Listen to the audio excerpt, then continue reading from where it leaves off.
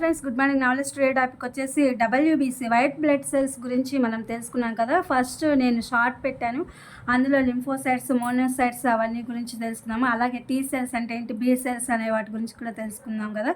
ఇప్పుడు అసలు వాటి యొక్క ఫంక్షనింగ్ అనేది ఏంటనేది చూద్దాము. What do white blood cells do? White blood cells protect your body against infection.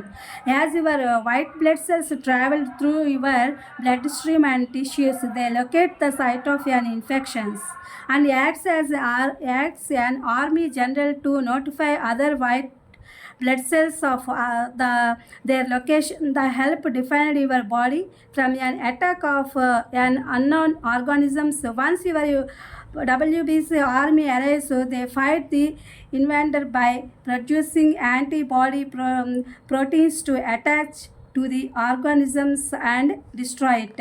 Where are WBC located? Your WBC cells are in your bloodstream and travel through blood vessels, walls and tissues to locate the site of an infection. What do WBC look like?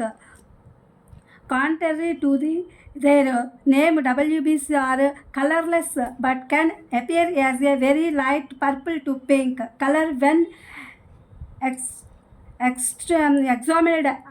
examined under a microscopic and colored with dye. These extremely tiny cells have a round shape with a distinct center membrane nucleus. How many WBC are in my body? WBC account for 1% of your blood. There are more red blood cells in your body than white blood cells. How are WBC formed? WBC formation occurs in the soft tissues inside of your bones, that means bone marrows. Two types of WBC lymphocytes growth in the lymphocytes, the muscle gland T cells, and nodes of spleen B cells. What are WBC made of? WBC organelle forms that morph into other cells in the body within the soft tissues of your bones, bone marrow. ఇది friends English introduction. ఈ తెల్ల రక్త కణాల గురించి తెలుగు చూద్దాము. తెల్ల రక్త కణాలు ఏమి చేస్తాయి, అవి ఏం పని చేస్తాయి అని చెప్పి ఇక్కడ క్వశ్చన్ ఇచ్చారు కదా.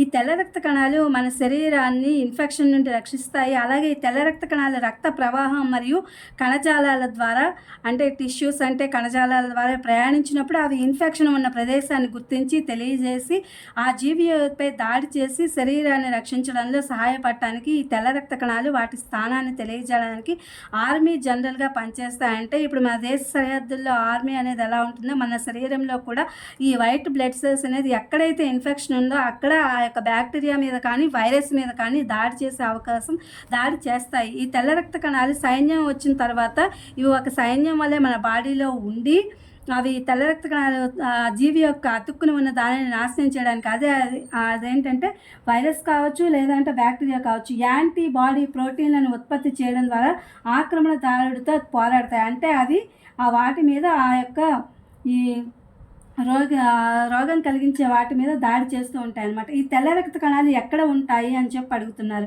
తెల్ల రక్త కణాలు రక్త ప్రవాహంలో ఉంటాయి. ఇవి ఇన్ఫెక్షన్ ఉన్న ప్రదేశాన్ని గుర్తించడానికి రక్త నాళాల గోడలు మరియు కణజాలాల గుండా ఇవి ప్రవహిస్తాయి అన్నమాట.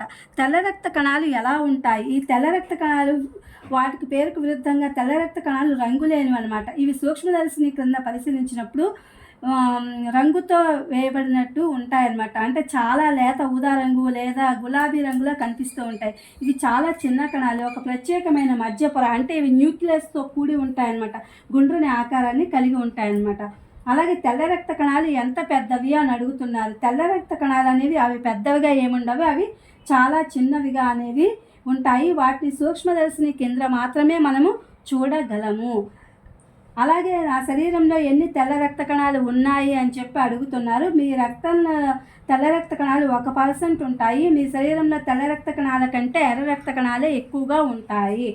తెల్ల రక్త కణాలు ఎలా ఏర్పడతాయి? మీ ఎముకల లోపల ఉన్న మృదు కణజాలం అంటే బోన్ మ్యారోలో తెల్ల రక్త కణాలు అనేవి ఏర్పడతాయి. థైమస్ గ్రంథి, థైమస్ గ్లాండ్ అనమాట.